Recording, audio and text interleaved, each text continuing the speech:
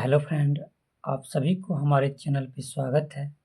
आज की इस वीडियो में हम आप लोग को बताएंगे द्विघात समीकरण के मूल गुणनखंड विधि से कैसे ज्ञात करते हैं। आइए देखिए आज का क्वेश्चन क्या है। देखिए, गुणनखंड विधि द्वारा द्विघात समीकरण के मूल निकालें। तो देखिए, हम दो प्रकार से क्वेश्चन लिए हैं। ठीक है, पहला क्वेश्चन है x² - 3x - 10 = 0। देखिए दूसरा क्वेश्चन क्या है, 100x² - 20x + 1 = 0। दो प्रकार से हम आपको क्वेश्चन लिए हैं ताकि आप लोग को कोई दिक्कत, कोई कन्फ्यूजन ना रहे। ठीक है, आइए वीडियो को स्टार्ट करते हैं। देखिए पहला क्वेश्चन क्या है, x² - 3x - 10 = 0। इसको किस प्रकार हम हल करते हैं। तो देखिए इसका प्रथम स्टेप में देखिए x² का जो भी गुणांक रहेगा, x² का भी गुणांक कुछ नहीं है तो 1 है, और गुणांक x² कोफिशिएंट कुछ गुणांक अगर रहेगा उसको क्या करेंगे, अचर पद में पहले गुना करते हैं। ठीक है, इसमें कुछ गुणांक तो है नहीं तो मान लेते हैं कि 1 है, तो 1 को गुना कीजिएगा 10 में तो कितना हो जाएगा, 10 हो जाएगा। तो 10 को क्या करना है, सबसे पहले इसको 10 को तोड़ लेना है। तो देखिए 10 को हम तोड़ते हैं, देखिएगा तो यहाँ लगाइएगा भाग तो कितना जाएगा, 2 से, तो 5 दूनी 10। इसके बाद अब यही दो संख्या को जोड़ करके हो या घटा करके हो, -3 पुराना है, और यही दोनों संख्या को गुना करके कितना पुराना है, -10 पुराना है। बस इतना ही इसका कॉन्सेप्ट है। ये दो संख्या का गुना करके आपको इतना पुराना होगा अचर पद को, और यही दो संख्या को घटा करके हो या जोड़ करके हो, -3 पुराना है। तो देखिए इसको लिखेंगे कैसे, तो देखिए हम लिखते हैं x²। अब देखिए इसमें देखिए बड़ी, ये इसमें देखिए अगर माइनस में है संख्या दिया हुआ है तो बड़ी संख्या को माइनस में रखना है, अगर यहाँ प्लस रहे तो बड़ी संख्या को प्लस में, छोटी संख्या को माइनस में। फिर से एक बार समझिए, यहाँ पर अगर माइनस का चिन्ह दिया जाए तो बड़ी संख्या को कर्ज में रखना है और छोटी संख्या को माइनस में रखना है। तो ठीक है, यहाँ देखिए कर्ज में है तो हम बड़ी संख्या को माइनस में लिखेंगे x लगा करके। देखिए कैसे लिखते हैं, देखिए यहाँ लिखेंगे -5x। अब देखिए प्लस में लिखना है 2x, प्लस में 2x -10 = 0 हो गया।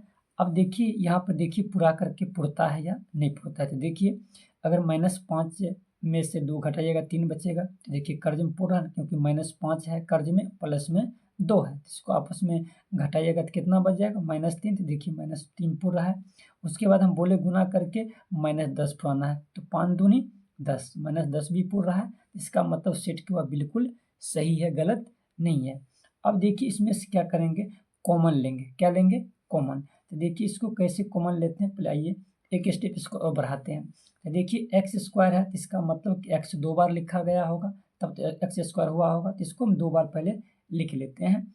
तो x × x माइनस, तो माइनस, यहाँ पर 5x है तो यहाँ पर लिख देते हैं 5x, प्लस यहाँ पर देखिए 2x है तो यहाँ पर लिख देते हैं 2x, -10 तो -10 = 0 कर लेना है।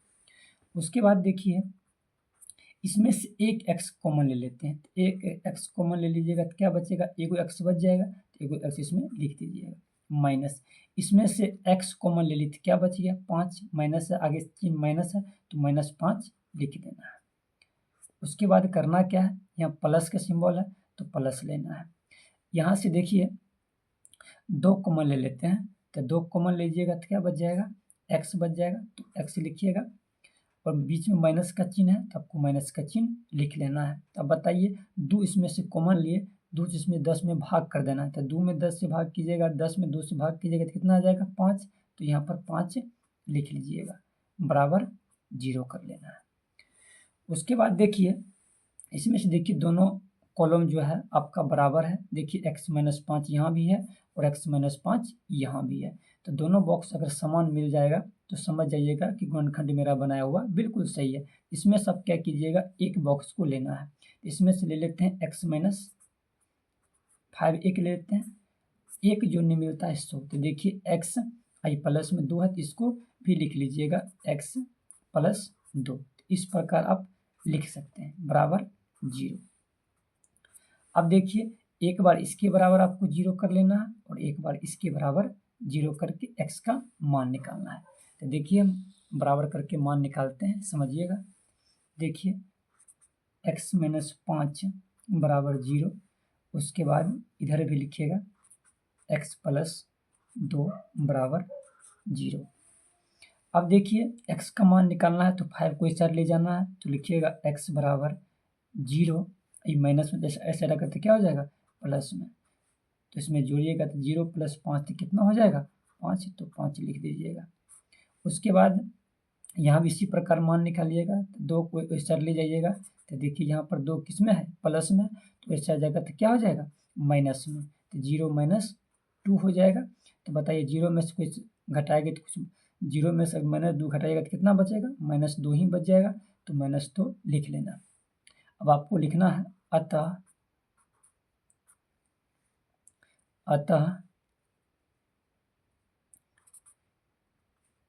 x बराबर माइनस 2, 5, यही आपका होगा आंसर। इस प्रकार से आप मूल्य निकाल सकते हैं, x को हम मूल बोलते हैं, ठीक है। इस प्रकार से आप समीकरण को हल कर सकते हैं। आइए क्वेश्चन नंबर दूसरा देखते हैं और आपको अच्छा से समझ में आएगा। देखिए दूसरा क्वेश्चन क्या है।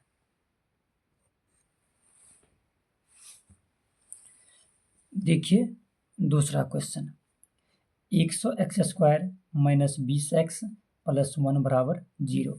तो देखिए सबसे पहले आपको क्या करना है, x² का जो भी गुणांक रहेगा उसको क्या करना है अचर पद में गुना करना होता है। तो देखिए इसका गुणांक कितना है 100, तो 100 में गुना कीजिएगा 1 से तो कितना आ जाएगा 100, तो आपको 100 लिख लेना है, ठीक है। अब 100 क्या करना है इसको तोड़ना है, तो देखिए 2 से भाग लगाइएगा तो कितना आएगा ये 50 आएगा, फिर 2 से भाग लगाएगा तो कितना आएगा ये 25 आएगा, फिर उसके बाद 2 से नहीं जाएगा, अब 5 से जाएगा, तो 5 से लगा लीजिएगा तो कितना आ जाएगा 25 आ जाएगा। तब इसमें से ये 4 संख्या है, इसको सेट करके आपको 2 संख्या बनाना है, ठीक है। तो देखिए एक हम संख्या बनाते 5 दूनी 10 एक ले लेते हैं और एक 5 दूनी 10 ले लेते हैं।